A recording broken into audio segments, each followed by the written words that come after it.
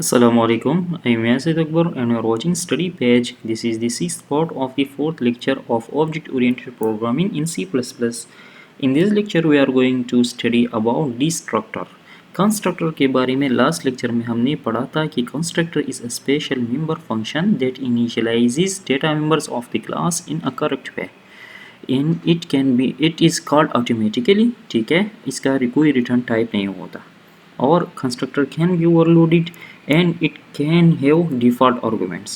Now destructor constructor क्या करता था कि डेटा मेंबर ऑफ क्लास को सही तरीके से इनिशियलाइज करता था. ठीक है. नाउ डिस्ट्रक्टर क्या है? So it is also a special member function. ये भी कंस्ट्रक्टर की तरह एक स्पेशल मेंबर फंक्शन है. इसका कोई ख़ास काम है. It has the same name as the class preceded with tilde sign. Constructor के केस में क्या था कि जो क्लास का नेम होता था वो कंस्ट्रक्टर फंक्शन का भी नेम होता था. लेकिन डिस्ट्रक्टर में सेम उसी तरह है, लेकिन उस नेम से पहले हम ये टाइल्ड साइन या निगेशन साइन लगाएंगे. फॉर एग्ज़ाम्पल अगर हमारे क्लास का नेम है फॉर एग्ज़ाम्पल क्लास स्टूडेंट, अगर हमारा इस पास क्लास स्टूडेंट है तो उसका डिस्ट्रक्टर अगर हम डिफाइन करते हैं तो वो पहले टाइल्ड साइन होगा फिर स्टूडेंट. ये हमारा डिस्ट्रक्टर फंक्शन होगा. ठीक है. It has no arguments and no return type. Return type इसका भी नहीं होता, लेकिन इसके साथ साथ डिस्ट्रक्टर के आर्गूमेंट्स भी नहीं होते. यहाँ पर हम कोई आर्गूमेंट नहीं लिख सकते.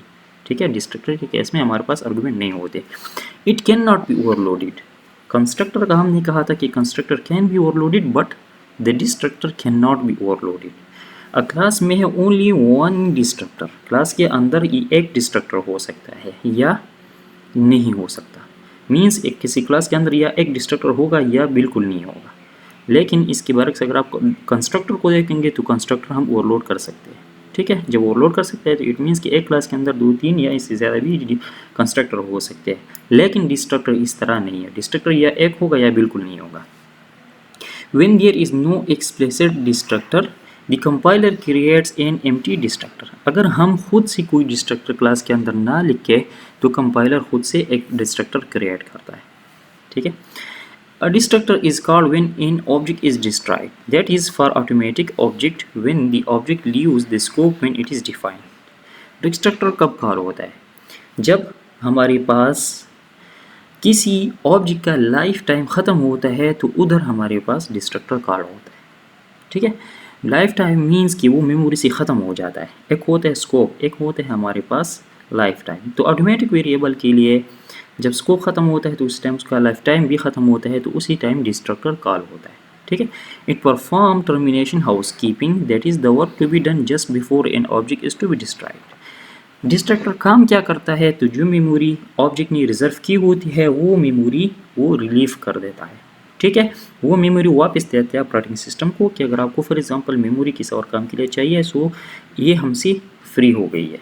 ठीक है. सो टर्मिनेशन हाउस कीपिंग करता है. इसका जस्ट यही काम है कि just before the destruction of the object it frees the memory. ठीक है.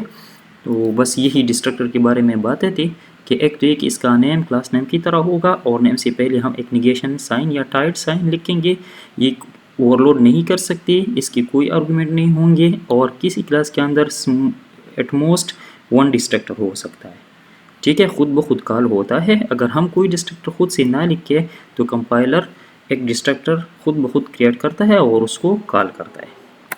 So thank you so much for watching. Keep watching the videos. Next lecture में हम डिस्ट्रक्टर को प्रैक्टिकली इम्प्लीमेंट करेंगे.